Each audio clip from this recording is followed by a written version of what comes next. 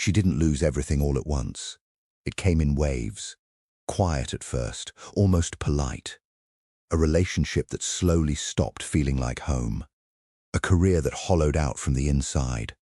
A version of herself she had spent decades building, carefully, obediently, brick by brick, until one morning she looked in the mirror and couldn't find a single recognizable thing staring back at her. And the world called this her tragedy.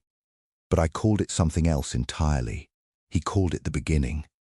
There is a moment that exists beyond grief, beyond the rubble of a life that has crumbled, beyond the numbness that follows when everything you thought you were gets stripped away. It is a moment that most women never reach. Not because they aren't strong enough, but because they stop just short of it. They rebuild too quickly. They patch the cracks before the light can get in.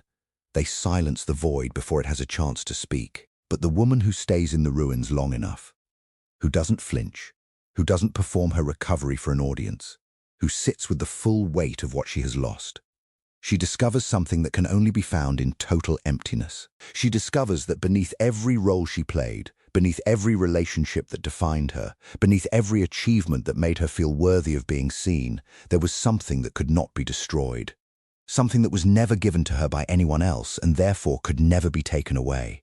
Jung said the most terrifying thing a human being can do is to look directly at themselves, not at their resume, not at their wounds, not at how others perceive them, but at the raw, unfiltered, unperformed self.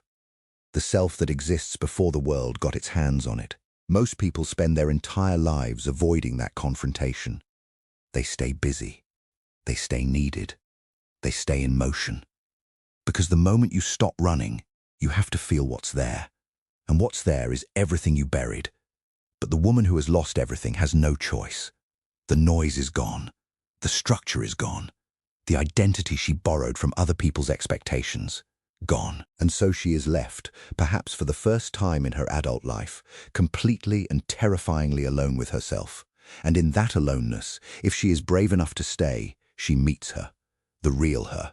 Not the daughter who learned to shrink. Not the wife who learned to disappear, not the professional who learned to perform, but the woman who existed before any of that, fierce, whole, undiminished. This is what the world doesn't understand about women who have been broken open by loss. It looks like destruction from the outside. It looks like failure. It looks like a life that didn't work out. But from the inside, from the place where the transformation is actually happening, it feels like waking up. Let me tell you about a woman I want you to understand completely. She was the kind of woman who had done everything right. At least, everything that the world around her had told her was right. She had married young, not out of recklessness, but out of a deep, sincere belief that love was the thing worth building a life around. She had given that marriage everything. Her time, her energy, her ambitions, the quiet little dreams she used to have before they started to feel selfish. She had raised children with her whole heart. She had made a home that looked exactly like what a home was supposed to look like from the outside. And then, at 43, her husband left. Not dramatically. Not cruelly. He simply left, the way water eventually carves its way out of even the most carefully maintained container, finding the cracks, following its own current, going where it needed to go, regardless of what it left behind. And she was standing in the kitchen of a house that suddenly felt like a museum, a monument to a version of her life that no longer existed. And she realized she didn't know who she was without him. Not because she was weak, but because she had poured herself so completely into being someone's wife, someone's mother, someone's anchor, that she had never stayed long enough in her own presence to find out. The grief that followed was not just about the marriage. It was about the decades. The choices, the detours she hadn't taken, the voice inside her she had learned to muffle because it asked too many inconvenient questions. She grieved for a self she wasn't even sure she remembered. This is the grief that looks like breakdown from the outside but is actually breakthrough from the inside.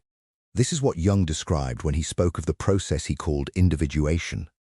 The long, often painful journey of becoming who you actually are, as opposed to who the world needed you to be. And here is what I want you to understand, because this is the part that gets missed every single time. The loss was not what broke her. The loss was what freed her. when you have something to protect, a reputation, a relationship, a role, an image. You are always negotiating with fear. You make yourself smaller so you don't risk losing it. You say yes when you mean no. You stay when every part of you is screaming that it's time to go. You shrink your needs. You dim your desires. You perform a version of yourself that is acceptable to the room you're standing in. And you call this love. You call this loyalty. You call this maturity. But what it really is, at the deepest level, is a woman constantly managing the threat of loss. And then the loss comes anyway. And the thing you were afraid of, the thing you spent years contorting yourself to prevent, it happens. And you're still standing. Barely, perhaps. Shaking, certainly. But standing. And something extraordinary happens in that moment. The fear loses its power over you. Because what is fear, really, if not the dread of a future loss? And when the loss has already arrived, what is left to be afraid of? The woman who has already lost everything looks at fear and recognizes it as an old adversary that has suddenly run out of leverage. It has nothing left to threaten her with. And so, for perhaps the first time in her life, she is free to choose entirely for herself. This is the power that the world cannot see. This is the power that looks like devastation from the outside, but is, in truth, the most complete liberation available to a human being. Jung spoke of the shadow, that part of ourselves we push into the dark because it doesn't fit the image we have constructed for the world, the anger we weren't allowed to feel, the ambitions we were told were inappropriate for women like us, the voice that kept asking for more depth, more truth, more aliveness, that we silenced because we were afraid of what it would cost us to listen to it. When you lose everything, the shadow emerges. Not because the darkness has won, but because there is no longer any carefully maintained image left to protect. The woman who has lost everything stops performing. She stops managing her image.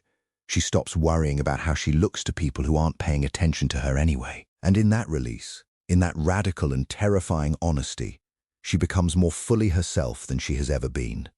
She stops apologizing for the space she takes up. She stops making herself easier to digest. She stops moderating her voice for the comfort of people who were never invested in her to begin with. And this unperformed, unfiltered, fiercely honest version of herself is exactly who she was always meant to be. I want to talk about what happens in the body when a woman stops holding herself together for everyone else. Because this is something that science has begun to catch up to. Something that women who have been through the fires of complete loss have known intuitively for centuries. When a woman is in constant caretaking mode, when she is perpetually attuned to other people's needs, perpetually monitoring the emotional weather of everyone around her, perpetually giving from a reserve that was never adequately replenished. Her nervous system never fully settles. She is always alert, always available, always in a kind of low-grade vigilance that wears down the body even when the mind insists it's fine. She sleeps lightly. She wakes anxious. She carries the weight of other people's worlds in her shoulders, in her jaw, in the tight, quiet place behind her sternum where the things she never says have been living for years. And then she loses everything, and she has no one left to caretake for in the old way.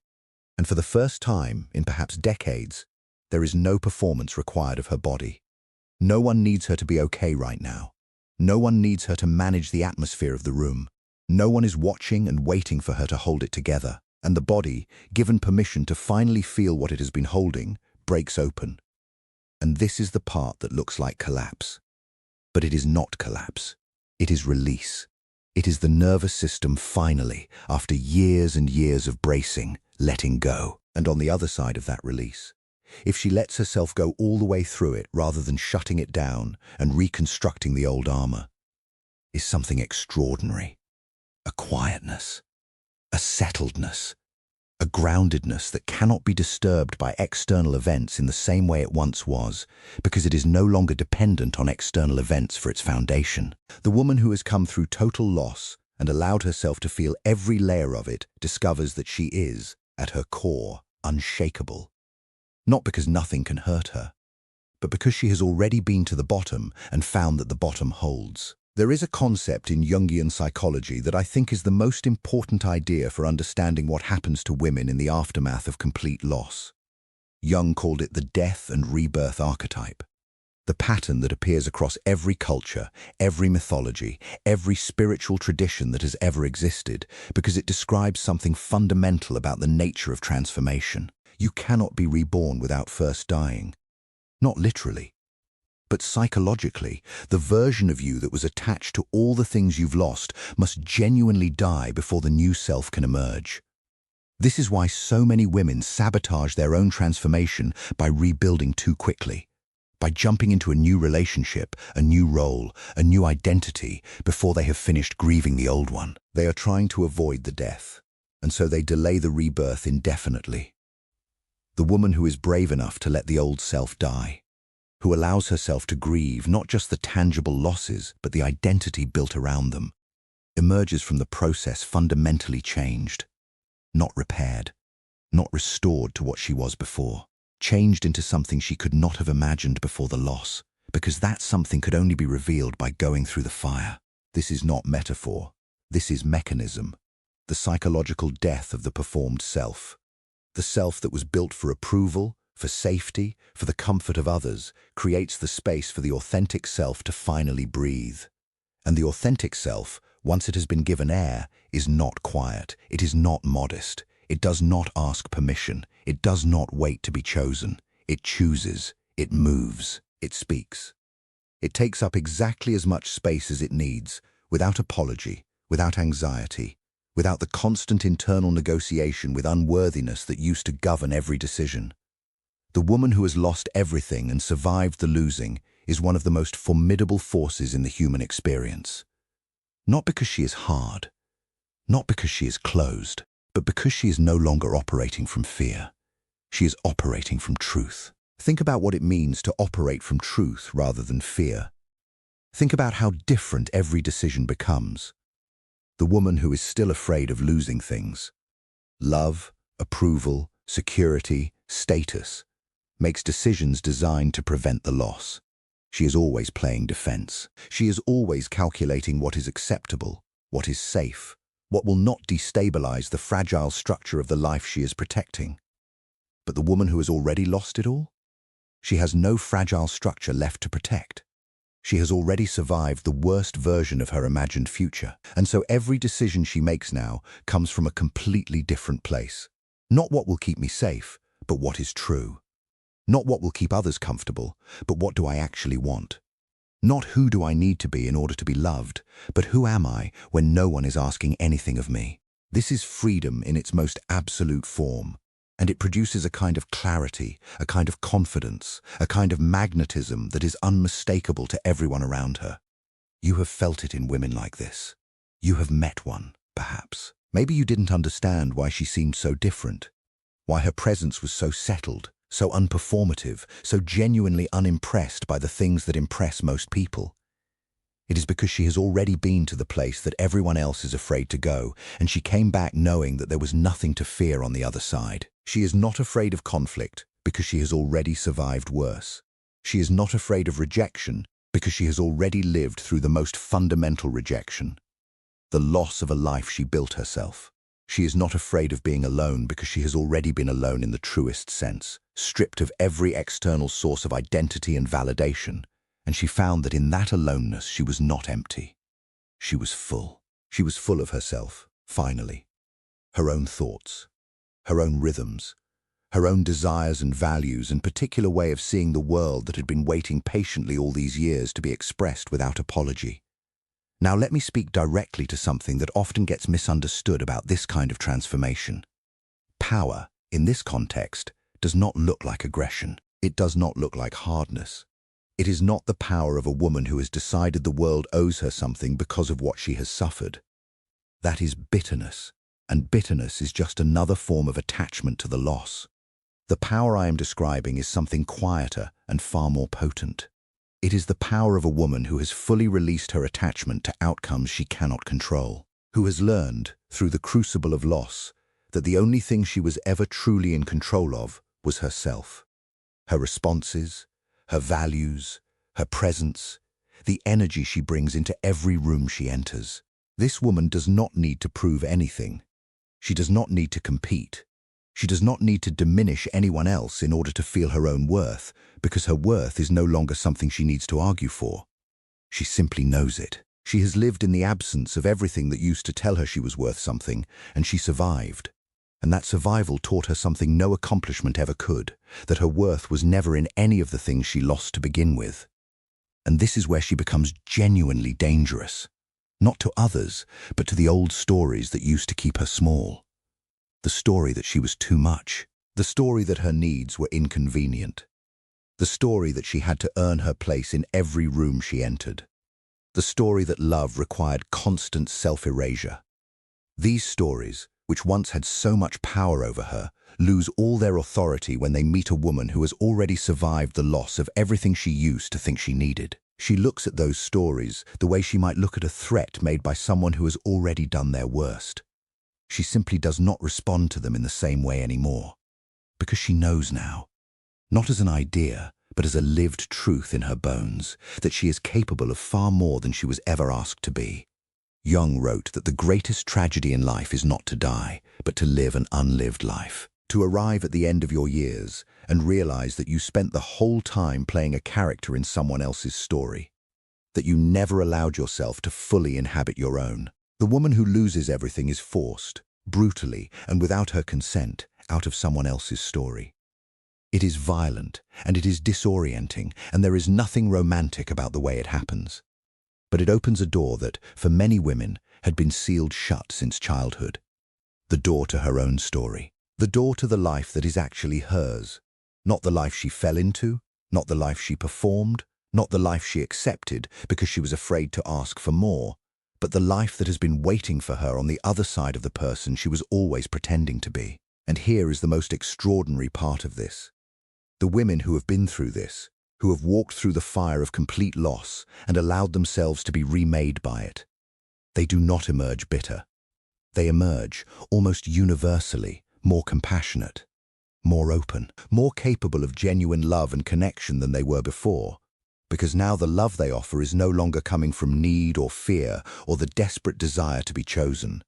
It is coming from abundance, from a woman who is no longer looking to others to complete her, but is instead genuinely free to choose the people and the experiences that align with who she actually is. This is a love that is clean, uncomplicated by neediness, unburdened by the silent transaction of giving in order to receive. It is the love of a woman who knows she is whole and who chooses to share that wholeness with people who are worthy of it.